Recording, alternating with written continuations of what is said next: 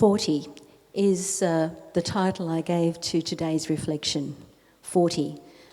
Can you imagine how many times the word for, or the term or the number 40 is used in the Bible? I don't expect somebody would have actually counted them, except unless your name was Strong in the 1800s. 146 times, I've been told. No, I didn't count them. But I have a good record that says 146 times 40 is used. Now you might think, that's okay, lots of others are used too, but only certain ones, and very carefully used.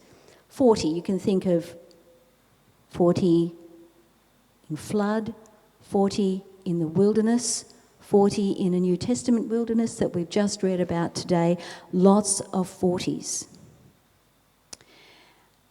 40 days of Lent is not coincidental any more than those other 40s were either.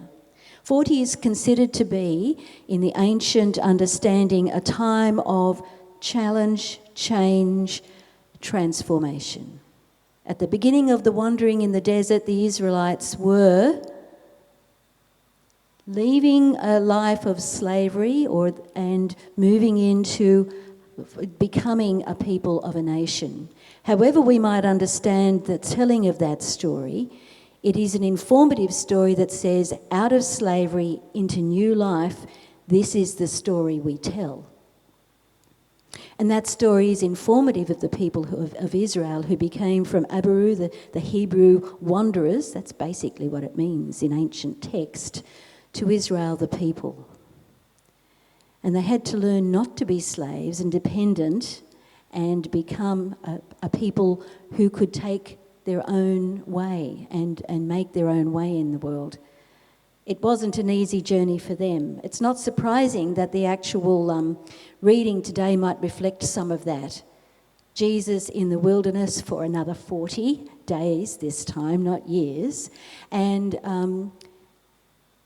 trying to make sense of what was happening to him. He'd just been baptised.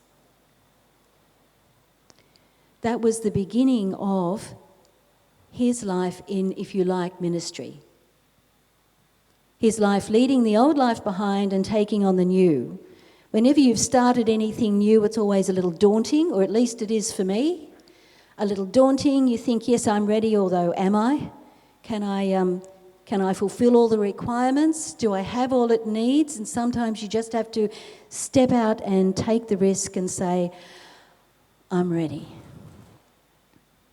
The time of 40 days for Jesus in the wilderness, I believe, is a preparation time, a getting ready time, a time where he faced some of those things that might get in the way, the sorts of things we all carry with us. Our own burdens, our own egos, our own ways of doing things, and keep focus on the purpose of the journey. He lived on, we're told, locusts and wild honey, which is akin to another story we hear about John. I was reading just recently that I remember when I was a child being told, and he lived like a wild animal in the scrub, eating locusts and wild honey. I read another text today that said that was considered pretty good high fare in the days. Honey was pretty special. You remember the land of milk and honey? Right. Jesus' lifestyle from then on was not one at home with the family. It was one that protested against all the things that would box us in and make us into a people who were not free and not grown up and not adult. He protested against the typical ways and norms of doing things. He abandoned home and possessions and invited others to follow him. This is the life of a prophet. A prophet will, in all the ancient prophets and all the prophets of all times, will be people who kind of stand out to be counted, and they're exemplary and they're also outrageous, because that's how they get people's attention. So this is almost the life of a prophet. Is it sustainable that we all should live on the road, have no homes, nowhere to place our head, no families to worry about, just the wider community family that we have? Is that sustainable? Of course it's not. And it wasn't intended to be, but it was intended to be an example of the old ways are changing, the new ways are coming, and they can be based on community and love. not on the old systems that might keep people in their places and unloved and not build community. And there was and still remains plenty of that. So Jesus was living a prophetic life, and this was the beginning of it. He's tempted in 3 ways. Now, it's really interesting that who led Jesus to the wilderness? We are told the Spirit. The good and life-giving and wonderful Spirit. This was a necessary move. This is not a time of evil. This is a time of great things happening. And he was tempted to just look after himself, just to think of himself, put himself forward, show everybody how wonderful he could really be, what his relationship with the Great Spirit really was, and also about being the centre of all attention. They were the temptations that Matthew brings to us in this time of 40 in the wilderness. Matthew's, unlike Luke and Matthew's and Mark, Matthew's focus here is on Jesus' vocational call to ministry, Jesus' vocational call to being that prophet that comes to the people. He focuses on the bigger picture, not the personal little things that might be happening to us. Oh, I shouldn't eat so much. Oh, I shouldn't drink so much. Or I should sleep more. I should be kinder to my friends. They might be all the things that we struggle with all the time, and they're not silly little things, but this was a bigger picture that Matthew was painting for us, a bigger picture on the focus on the big things that was ahead of Jesus. And he needed to make sure that all of that stuff was out of the way. The Christ was now going to be among the people and couldn't be burdened by the things that would get in the way. So the challenges were there, and they were there for good.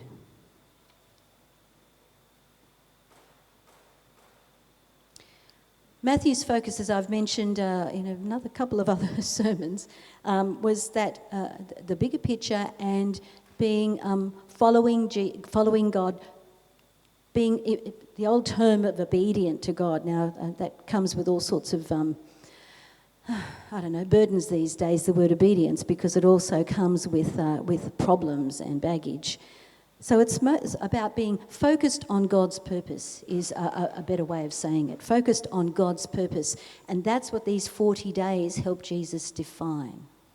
Being focused on God's purposes and not on the purposes of the world or the things that might get in the way. To do God's will. Not his own, not somebody else's, not what is the norm, not what tradition expects, not what everybody else says is good but actually isn't, because it actually hurts other people.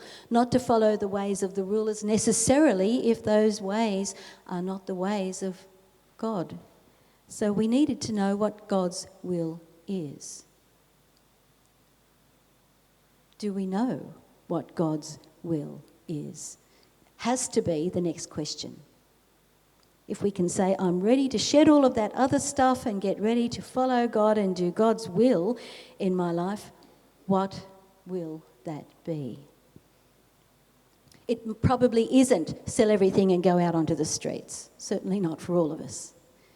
It might be help people in the streets find a home. So what is God about? I'm asking these questions as rhetorical ones right now, because we're at the beginning of Lent, not the end of it. We're on the beginning of a journey. And in the beginning of that journey, maybe a good question is to ask is, so what are we about? Personally, and as a community, and as a city. What are we about? What is our purpose? What is our calling? Sometimes I remember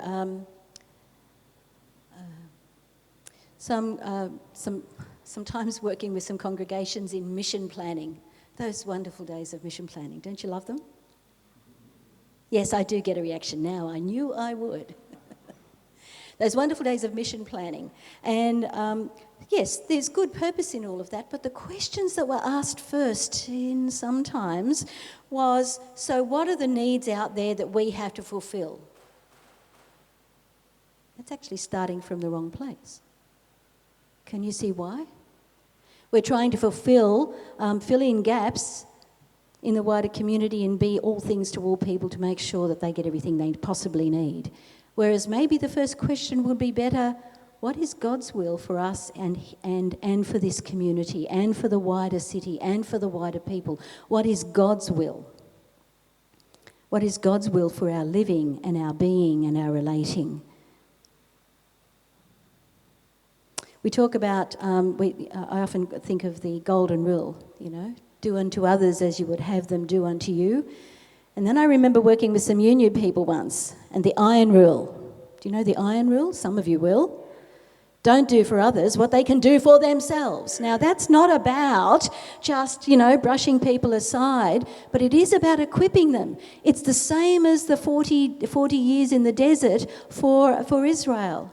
Help them to learn to be strong and capable. Don't do it all for them all the time. They'll never grow up and be a people if they are dependent forever. That's the iron rule. But it needs to be hand in hand with the golden rule. Do unto others as you would have them do unto you. So helping people become stronger and capable and respected and loved is a big part of God's purpose, not keeping people dependent forever. And that, we have to take that all into consideration of context and people's abilities, and we work together, and that's what community is about. Community is always about everybody bringing their best. My best will never be to jump high jumps, right? Or jump long jumps. I was told to try that once. I didn't even make the board. It's how far beyond the board you go. I didn't even get to the board when I did long jumps. So there are some things some people can do and some things other people can do. And being in community means together we can do all we need. We have all we need. So on that journey that was counter to many of the norms of the day, and still many of the norms of today, Jesus called people together to be community, ones that would not normally have mixed. Certainly not in society, certainly not in business, and certainly not as equals. But that's the community he formed. But he never cloned them. He never made them all the same. He allowed them to be who they were and to express themselves as they were, and together they were that community. So what is God's will? What is God about? What are we personally, together and in this city about? And I want to leave you with one little, they're just the rhetorical questions to begin Lent. I want to leave you with one little other thought. There's going to be some Lenten studies. There's some papers, I believe, to hand out today for any who would like them. You take them home and do them for yourselves, but after church, as of next Sunday, we'll spend about half an hour after morning tea to just sit and discuss anything that you'd like to. It's not a teaching lesson, it's a sharing time. Anything that we might be discovering on the journey. And however you take them is up to you. But they'll be available at the front, and if you'd like an e-copy, just let us know, and we'll make sure you get some by email. So the bottom line question, there's all the usual questions you might get on the readings each day for that Lenten study. But the bottom line question I've asked, and will continue to ask, is if God is love. We learned that as the youngest thing, I think, in the earliest age we ever learnt was God is love. So I have to ask the question, what is love? I think sometimes we just assume we know what love is. I think the Greeks have, at least for somebody who's a better Greek student than me, I think they have at least 4 different words for love, at least 4. In Hebrew, I think they have a few. In English, we have 1. And so you can say, I love ice cream, and the same word is, I love my life partner. I think the relationship's a bit different, don't you? So when we say God is love, what do we actually mean? That's going to be some of the focus as we go through. So if God loves us, How are we to love others in the way that God loves us? What does that mean? What is that love? When God loves the creation, the earth, and how is God's relationship with the earth when it gets crusted and dry and we have a dry creek bed? And where do we fit in that? You will have noticed in your worship sheets this week that that's the same one you're going to get through all of Lent. One of the things we've tried to do for this Lent is be a little leaner on our printing paper. Just cut back a little bit. So most of the singing will be out of the hymn books. Anything we need to have on any particular morning will be an insert. That reminds me, you may need, if you don't have an insert for communion, let somebody know or share one between you. There's enough to go around. It seemed just some didn't quite slip into the orders of service.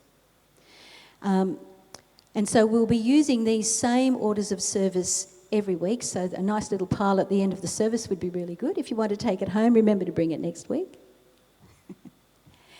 And we will have something new and fresh to add to that every week.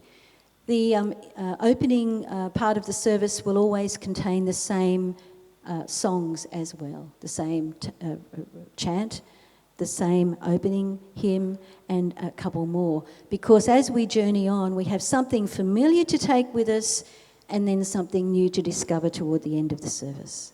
So I'm just giving a little fill-in about that. So what is God's will? What is God about? What are we about? And if God is love, what is God? What is love? God bless you on your journey. You will not be alone.